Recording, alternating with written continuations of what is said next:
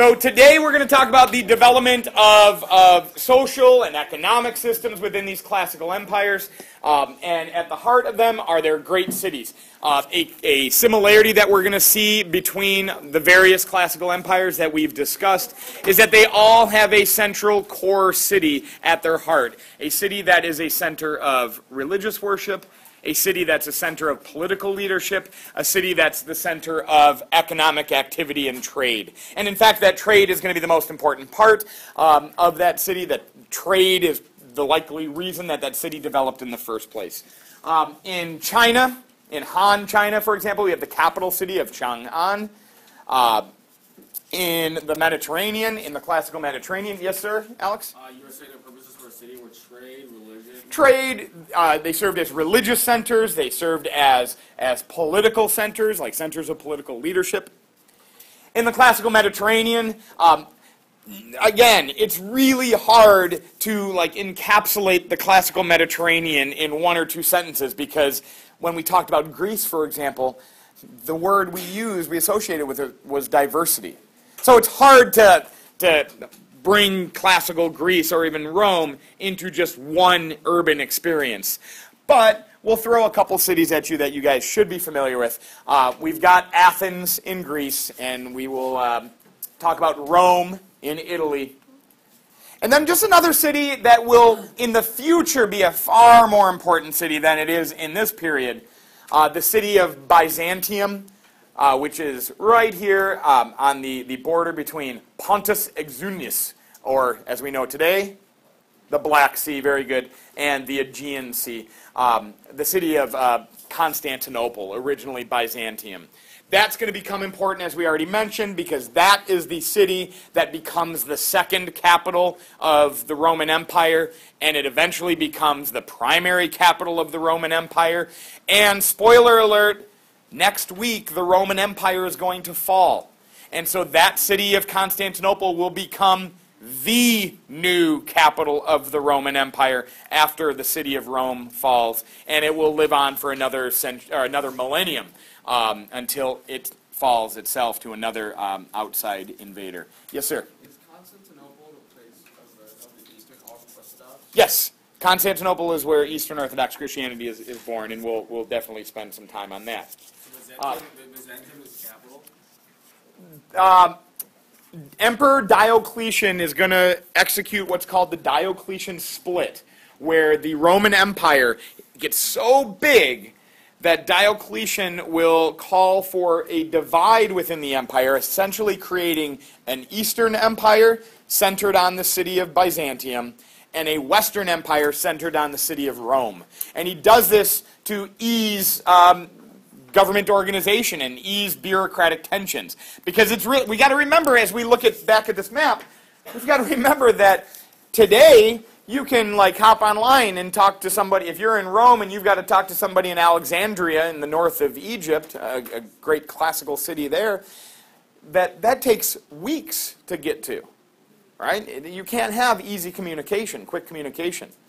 Today it's an instant. So as Rome started to struggle with the massive empire that they created, a second capital in the east is going to be developed, which will ease communication and ease the connections of the empire between the east and the west. All right. So that Emperor Diocletian calls for that Diocletian split. Eventually, Emperor Constantine, as he recognizes, and we'll talk about this more next week, the bread and the real money in the Roman Empire is not over here. The real money in the Roman Empire is on this part of the world, especially what's coming out of Egypt and the wheat production coming out of Egypt and the cotton growth in Egypt. So this is where the money is. The real money is in the Middle East. And so Constantinople is much closer to that. As that's where the money is, the Eastern Empire is going to see much more growth over time. The Western Empire, Rome, is going to start to fall into decline and eventually completely fall, leaving in its wake, don't write this down, but just a foreshadowing for what's to come, leaving in its wake a new Roman Empire that historians call the Byzantine Empire. So we're going to hear that word, Byzantine Empire, because the old name of that city, Byzantium, Byzantine Empire is going to live on for another 1,000 years. The Byzantine people called themselves Romans because that was like the new, or the traditional, cool, powerful empire. But later historians, to differentiate, call them the Byzantine Empire. Yes, sir? So Byzantium was like, what was the capital of the East Roman Empire? Byzantium was just a city on an important trade route that connected Europe and Asia here to Asia Minor.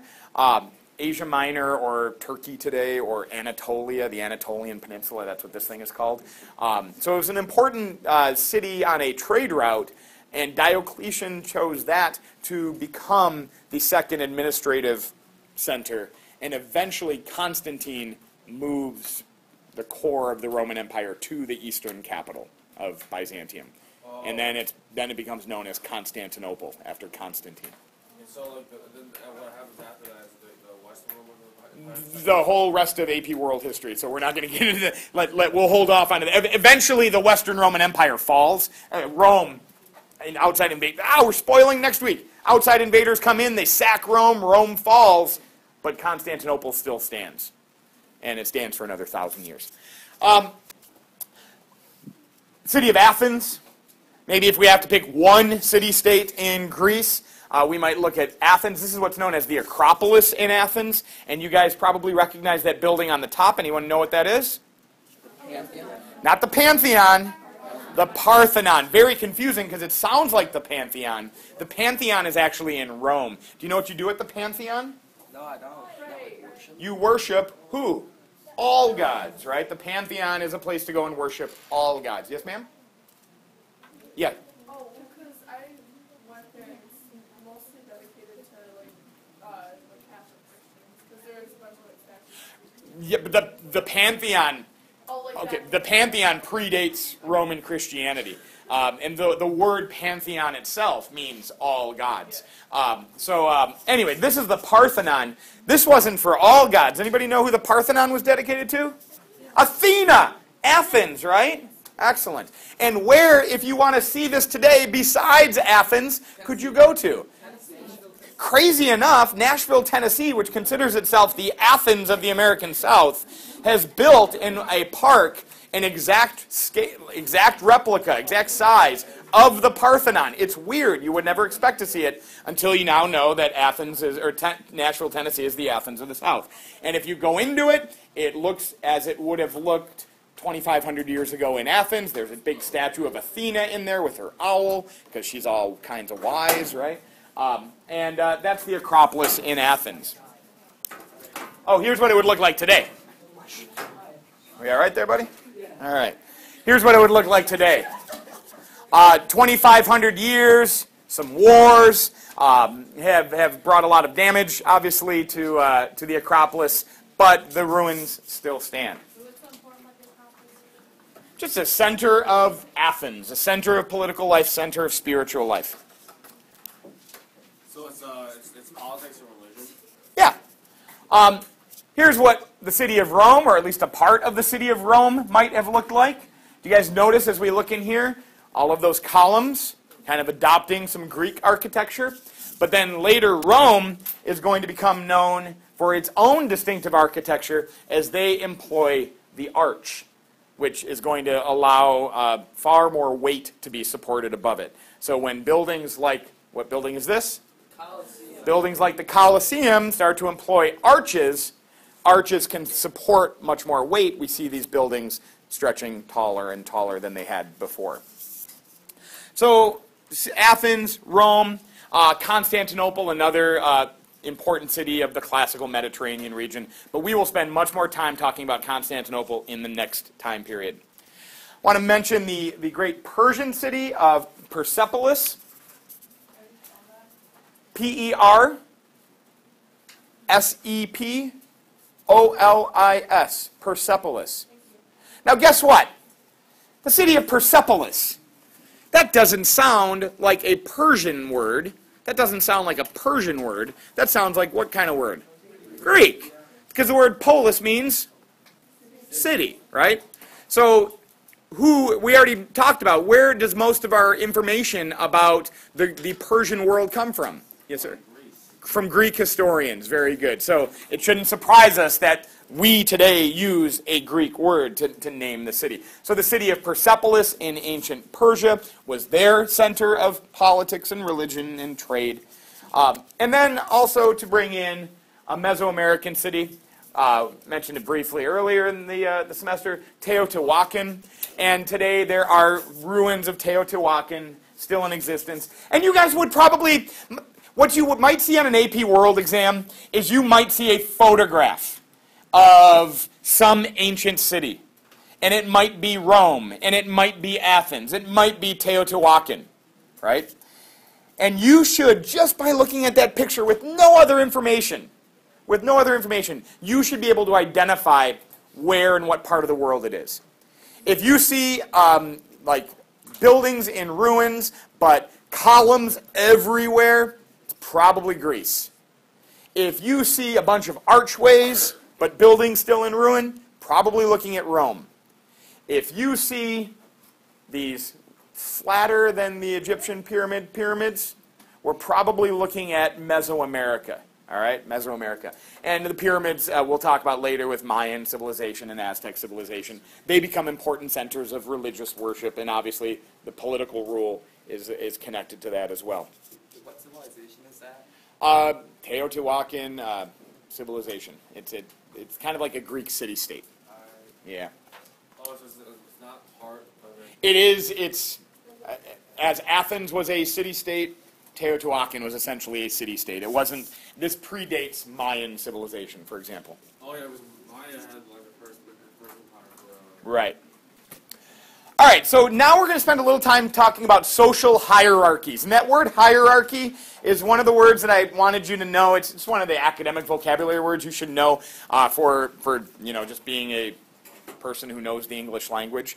Hierarchy is the word we use when there are like rankings within societies, all right?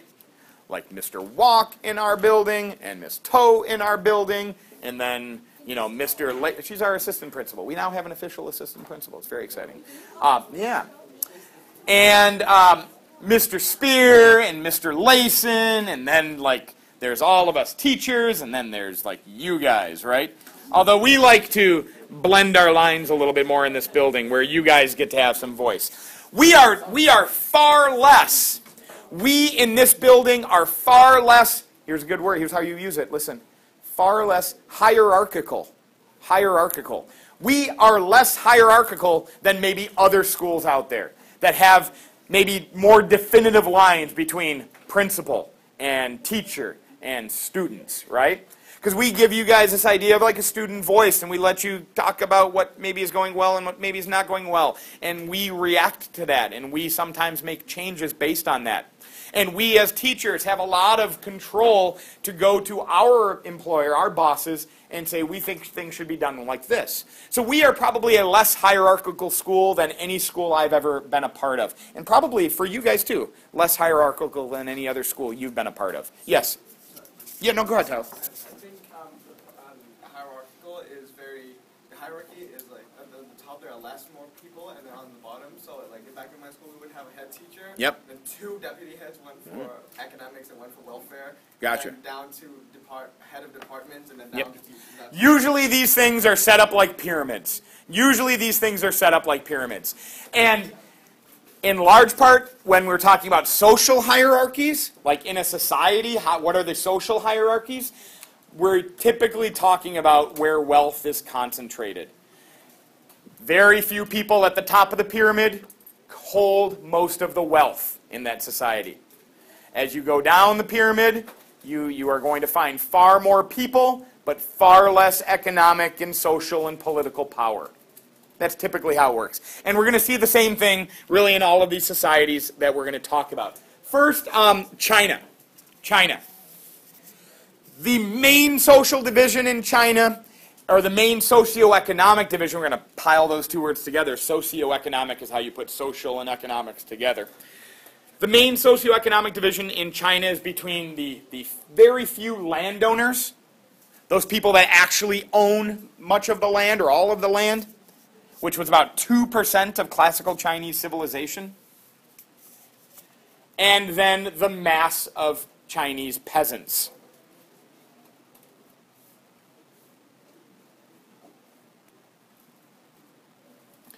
But there are also other groups besides just the wealthy landowners and then those peasants. In China, we will see a group known as the scholar gentry grow, especially from the Han Dynasty on. The word gentry is a word that is used for like the upper crust of society, okay? Sometimes like wealthy elite. When a city, we're talking about this in Detroit right now. Detroit has had so many economic and political and social issues for so many years, but now we've got this resurgence, especially of a downtown Detroit area. You guys have probably read a little bit about this. You've lived through much of Detroit's rebirth, new renaissance. When I was a kid, there wasn't really much going on in downtown Detroit. You went down there for sporting events. You went down there maybe to see a show.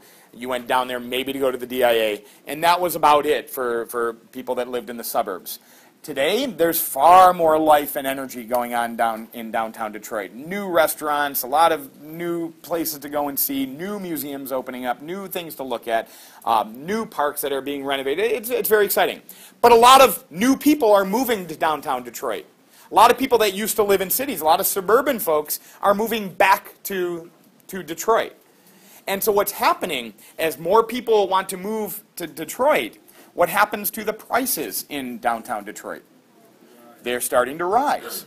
And what happens is people that used to live in downtown Detroit are starting to find it getting more and more expensive. Maybe you used to rent an apartment that was a reasonably priced rent for you.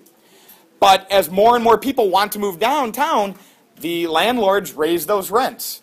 And now you, with your meager income, maybe can't afford that anymore. So you have to move out. And who replaces you in that apartment? Some wealthier person coming from maybe the suburbs.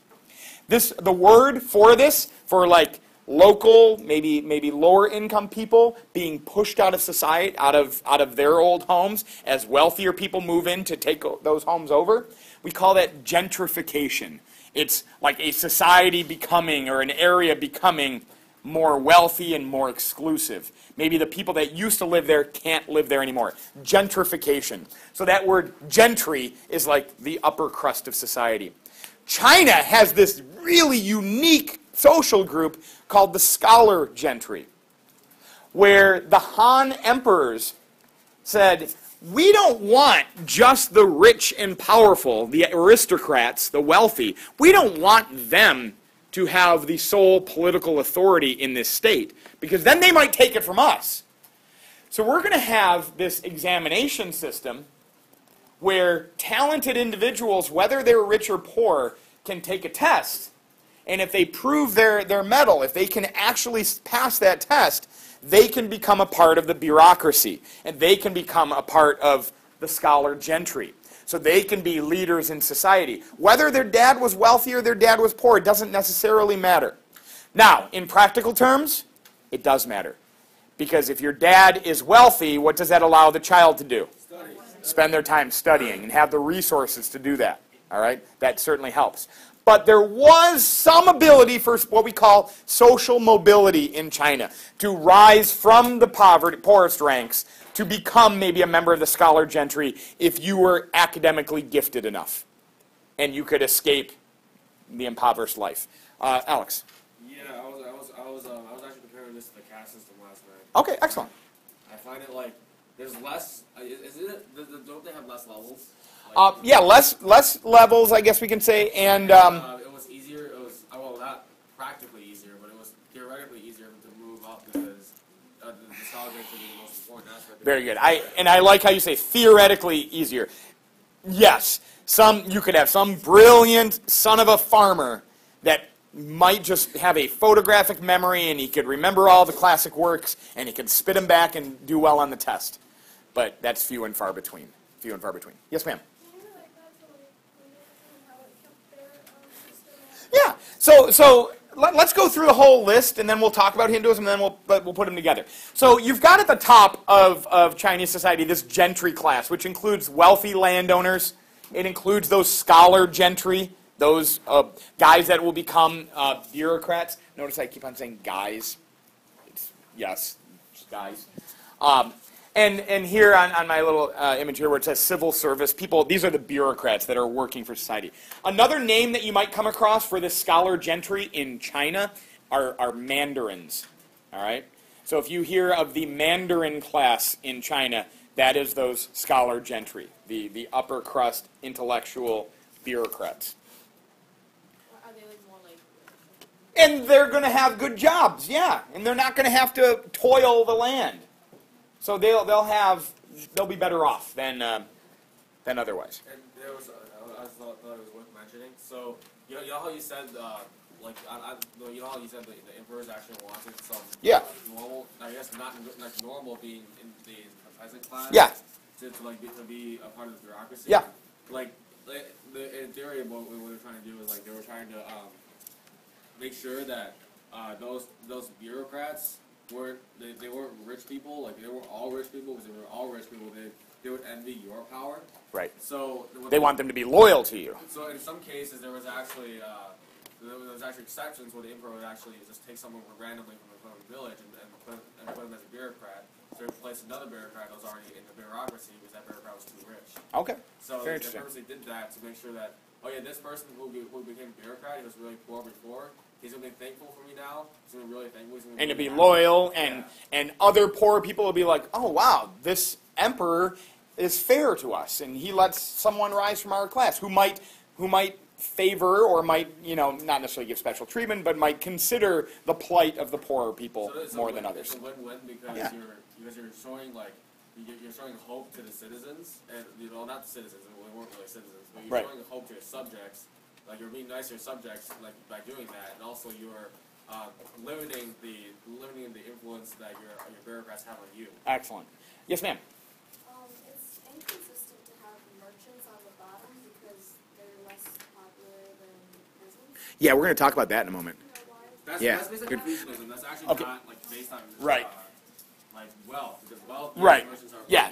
So this in China, this is not necessarily indicative of how much money is in your pocket. Let's continue to go through the list. And, yes, ma'am? Doesn't like what Alex said connect back to Hinduism because it's like if you do what you're supposed to, you get the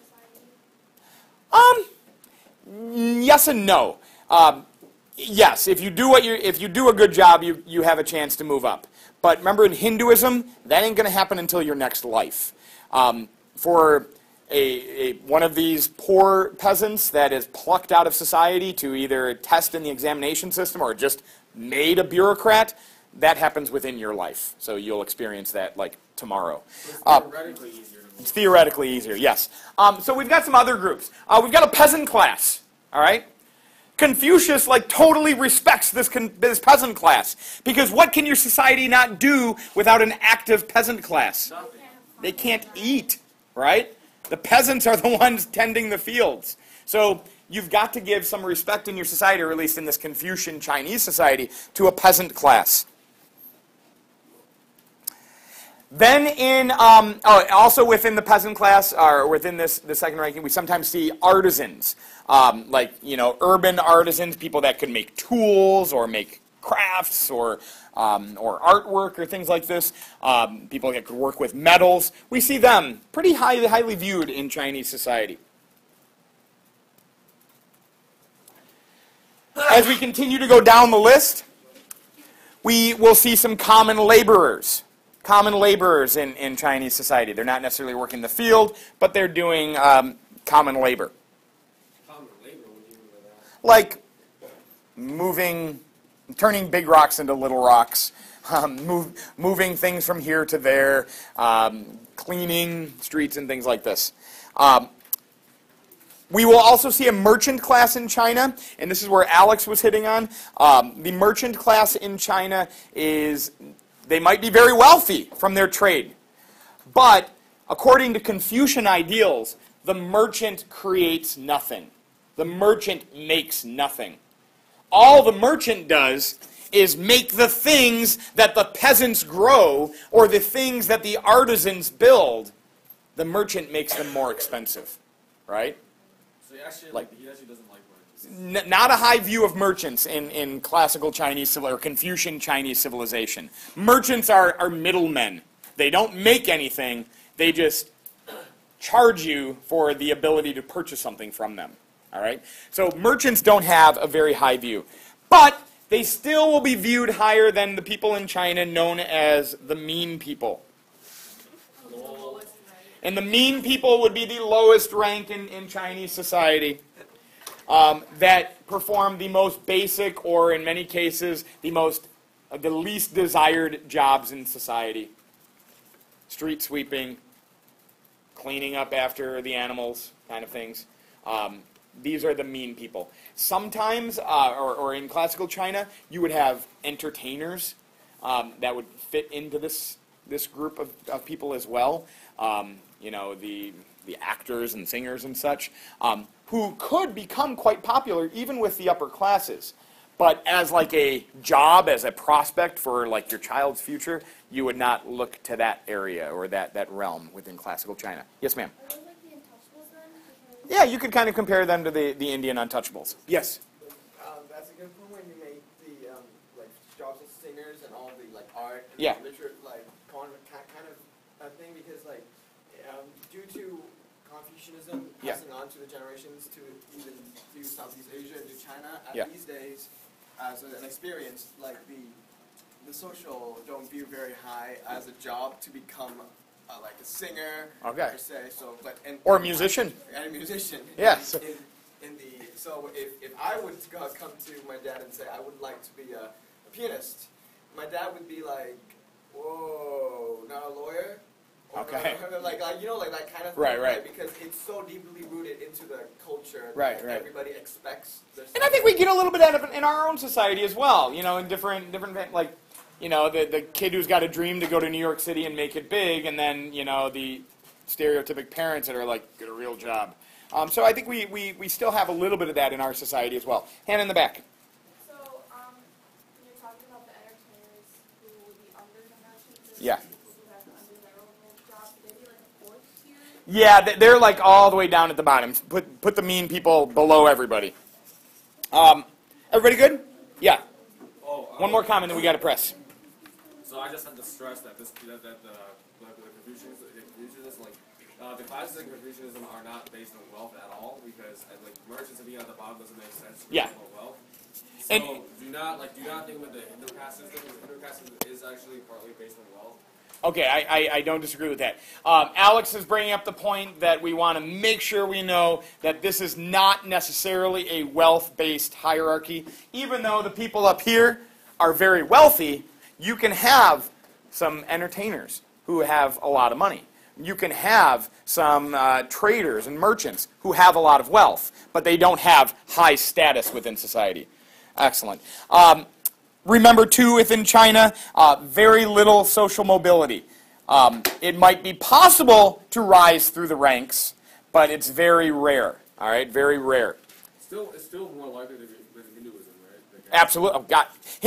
The Hindu system in India is the most rigid social hierarchy in the world. Okay, there's no more rigid, intractable social hierarchy. It's impossible in Hinduism to be rising through the ranks, at least in this life. One note on China. With regard to slavery as a labor system. What are we talking? This is a labor system, right? We're kind of laying out who's doing the work and how society is getting its job done. Not a lot of slavery in China. There are some instances in early Chinese civilization of the existence of slaves. Some very wealthy families in Han China or later would have household slaves. But generally speaking, not a lot of slaves in China. Anyone want to take a stab as to why slavery is not something that we see throughout China? Yes, Maura? Was it against Confucianist ideals? Yeah, I think we could probably connect it to Confucianist ideals of kind of a mutual respect model. Yeah? You don't really enslave your own people, right? Oftentimes, yeah, very rarely do societies enslave their own people. Sometimes there is like what we call debt peonage, where someone owes a lot of money, so they have to like work it off, or like an indentured servant kind of thing. But China, what has China for its entire history been blessed with? Yes? Well, it sort of rips next There is a respect of the lower classes, except for those mean people. Yes, ma'am, Abby?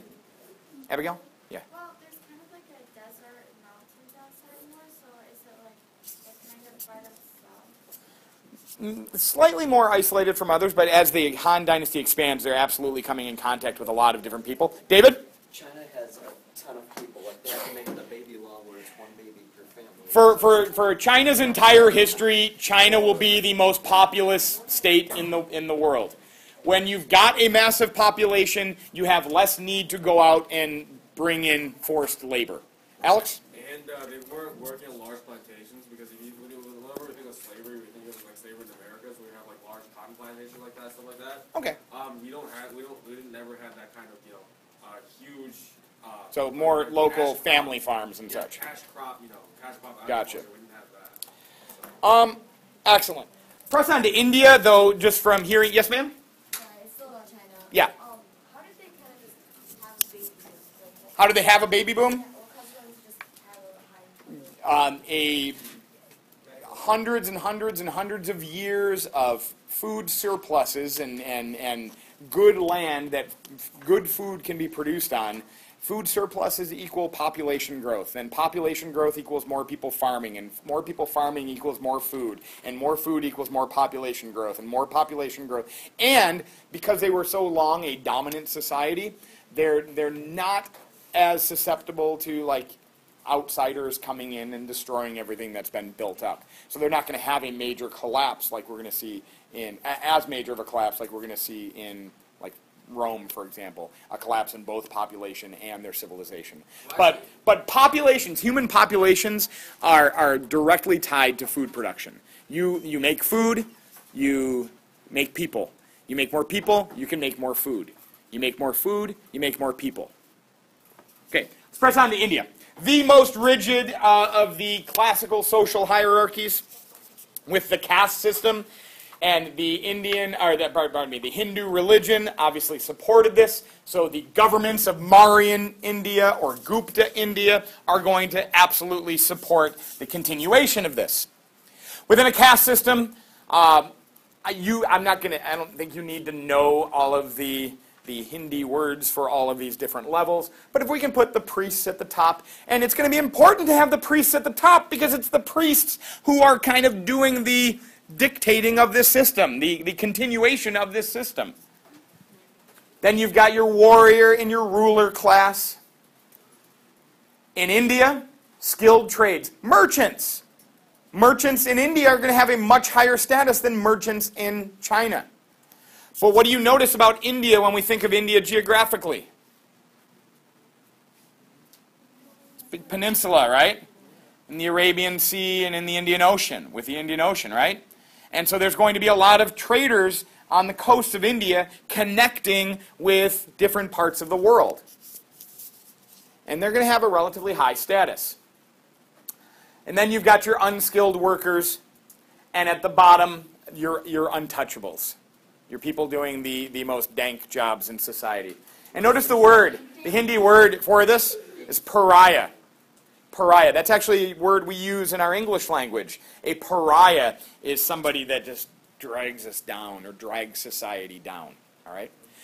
What allows these people to put up with their outcast lifestyle? The belief that that is your role. Just like up here, it was Arjuna's role to go to war, even though he didn't want to go war those people.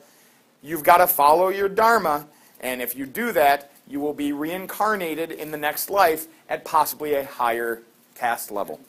That story about Arjuna was to emphasize that did you say how they emphasize that the warriors don't have it easy either? No, yeah, everybody's got it. Like, man, you untouchables are lucky you're not us. Now, that's easy for these guys to say, right? Because they have such a more opulent lifestyle.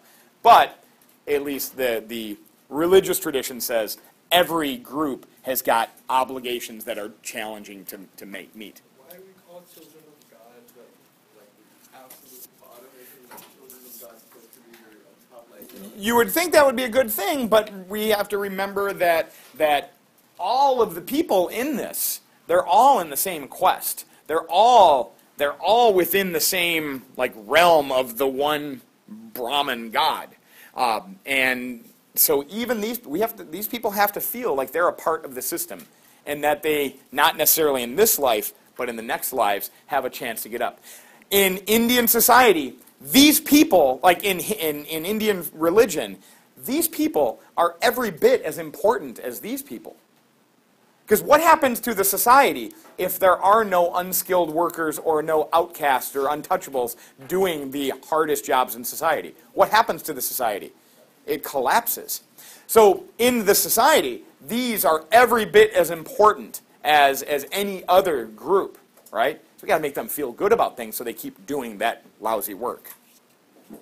I think this is the hardest for us, most of us who are steeped in Western culture or who are steeped in like a Christian religion background, to wrap our heads around this idea of reincarnation. Like you know, especially American society, we don't. Not only do we not like often live for tomorrow, we live for like the now.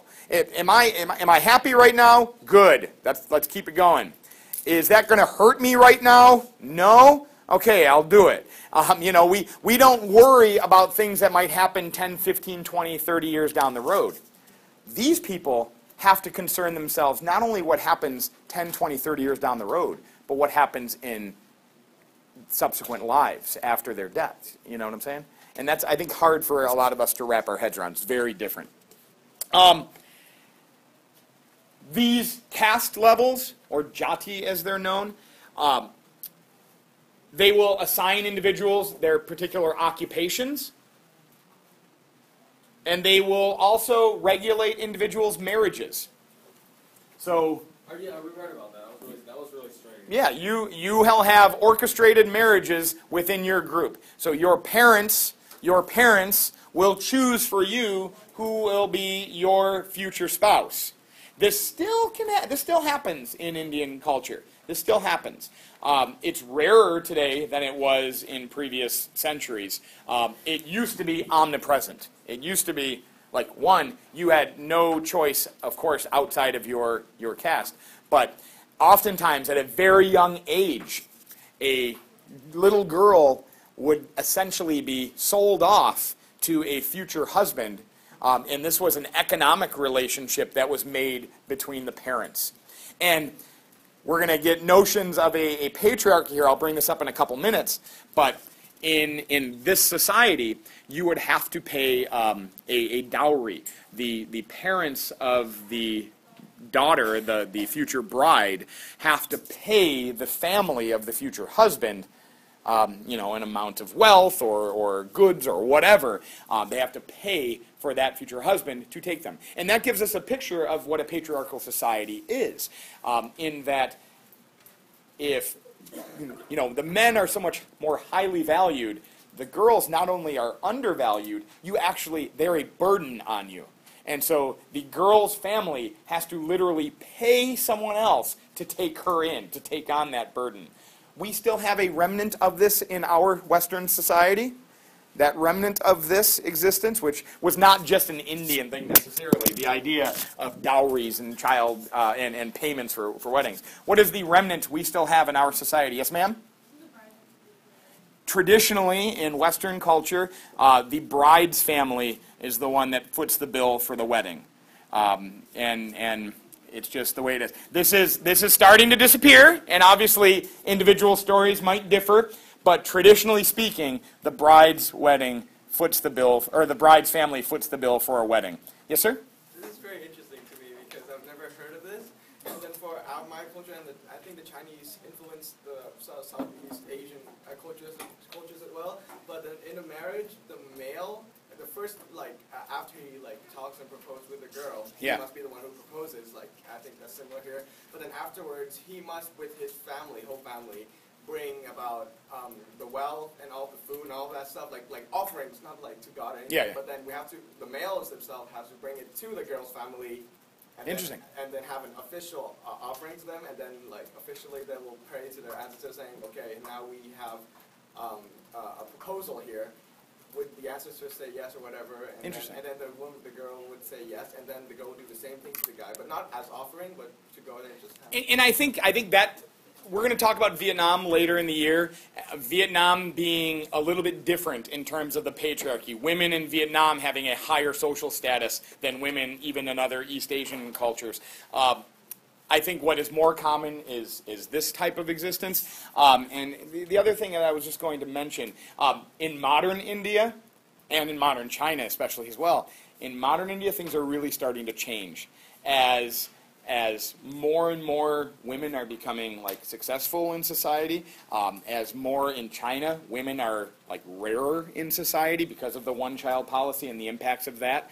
You're now starting to see not so much a bride price, but like what you're talking about here, Tyler, in the modern day, the groom's family having to win over the bride's family with some kind of riches. Yeah, because the shoe is on the other foot these days. Obviously, as you look at this in society, the people of the lower castes will have lower political and legal rights in Indian society. I'm going to finish up talking about the Mediterranean world. And again, the Mediterranean world is like all kinds of varied, okay? The Greek city-states did their own thing. Rome did their own thing. We're not going to talk about every small city-state or even different time periods within the Roman Empire. But we'll kind of get a rough idea of how Rome, for example, set their society up.